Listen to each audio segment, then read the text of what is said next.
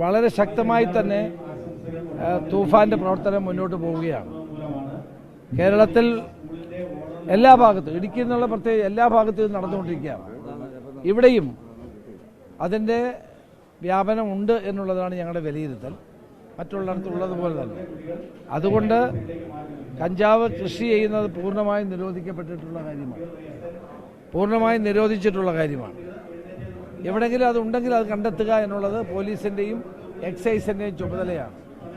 അപ്പോൾ operation Toofan the narco ഹണ്ടിൻ്റെ ഭാഗമായി വ്യാപകമായ സെർച്ച് നടക്കുന്നുണ്ട്, അറസ്റ്റ് നടക്കുന്നുണ്ട്.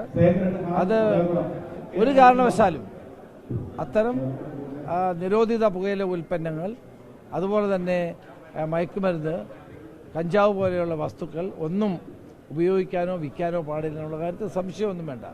ശക്തമായ നടപടിയുമായിട്ട് പോലീസ് മുന്നോട്ട്. ഇടുക്കി അട്ടപ്പാടി പോലുള്ള മലയോര മേഖലയിലേക്ക് സ്പെഷ്യൽ ഡ്രൈവ് പോലുണ്ട്, കാരണം ഒരുപാട് വന്യ പ്രദേശങ്ങളാണ്. അതെ, അത് കൂടുതലുള്ള ഏരിയ. സ്പെഷ്യൽ ഡ്രൈവ് എല്ലായിടത്തും നടക്കും, കേരളം മുഴുവനുണ്ട്. ഇവിടെ പ്രത്യേകിച്ചും അതുണ്ടാവും.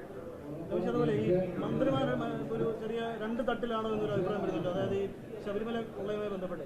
അപ്പോൾ അതിൽ നമ്മൾ പറഞ്ഞത് അനുസരിച്ച് നിലവിൽ ഇപ്പോൾ SIT ഉണ്ട് എന്നുള്ളതാണ് താങ്കൾ പറഞ്ഞത്. പക്ഷേ KM പറയുന്നത് അങ്ങനെയല്ല.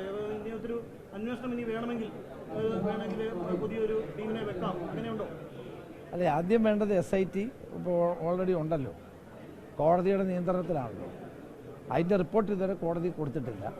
കൊടുക്കട്ടെ, എന്നിട്ട് നമുക്ക് മറ്റു കാര്യങ്ങൾ ആലോചിക്കാം. കാരണം കോടതി നിയന്ത്രണത്തിലുള്ള ഒരു SIT ആണ്. ആ SIT റിപ്പോർട്ട് കൊടുത്തു കഴിഞ്ഞാൽ നമുക്ക് പരിശോധിക്കാം എന്താ വേണ്ടത്. വ്യത്യസ്തമായിട്ടൊന്നും പറഞ്ഞിട്ടില്ലല്ലോ. അല്ല, ഇപ്പം നടക്കുന്നത് എന്താണ്? കോടതിയുടെ നിയന്ത്രണത്തിലുള്ള ഒരു അന്വേഷണമാണ്. കോടതിയാണ് ഈ SITയെ വെച്ചത്, നമ്മളെ ഗവൺമെൻറ് ആയിരുന്നല്ലോ.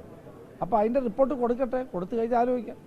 മറ്റൊന്ന്, ഇടുക്കിയിൽ ഏറ്റവും വലിയ കയ്യേറ്റമായിരുന്നു ചൊക്രമുടി കയ്യേറ്റം. താങ്കൾ അവിടെ സന്ദർശിച്ചാണ് പ്രതിപക്ഷത്തിന്റെ സമയത്ത്. ഏത് രീതിയിലാണ് സർക്കാർ അതിനെ? ഞാനവിടെ സന്ദർശിച്ചതോടുകൂടിയാണ് ചൊക്രമുടിയിലുള്ള കാര്യങ്ങൾ പുറത്തു വന്നത്, ശക്തമായ നടപടി ഉണ്ടായത്. ഇപ്പോഴും അത് കഴിഞ്ഞ ഗവൺമെൻറ് കാലത്ത് വേണ്ട രീതിയിൽ മുന്നോട്ട് കൊണ്ടുപോയില്ല. ഞങ്ങളതിനെ ഇത് കയ്യേറ്റമാണ്. അത് ഏറ്റവും കൂടുതൽ പാരിസ്ഥിതിക പ്രശ്നങ്ങളുള്ളൊരു സ്ഥലമാണത്. അവിടെ ഒരു കാരണവശാലും കയ്യേറ്റം അനുവദിക്കില്ല. അത് ചെയ്യുന്ന ആളുകളെ നിയമത്തിന് മുമ്പിൽ കൊണ്ടുവരും. അതൊക്കെ നേരത്തെയുള്ള കാര്യമാണ്. അതിനെപ്പറ്റിയാണ് ആലോചിച്ചത്. പിന്നെ അത് പട്ടയം കൊടുത്തവരുണ്ട്, പട്ടയം കൊടുത്തവരുടെ പേര് നടപടി ഉണ്ടായി.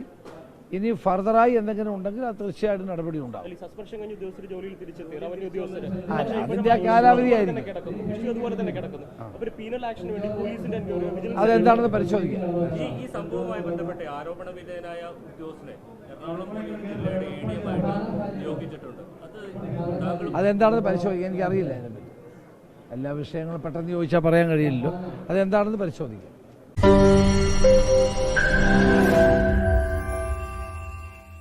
ലോകത്തെവിടെയായാലും ഏത് സമയത്തും 24 വാർത്തകളും ഓഗ്മെന്റഡ് റിയാലിറ്റി പാക്കേജുകളും എക്സ്പ്ലെയിനറുകളും വിശദമായി കാണാൻ ഞങ്ങളുടെ YouTube ചാനൽ നിങ്ങൾക്ക് സബ്സ്ക്രൈബ് ചെയ്യാം.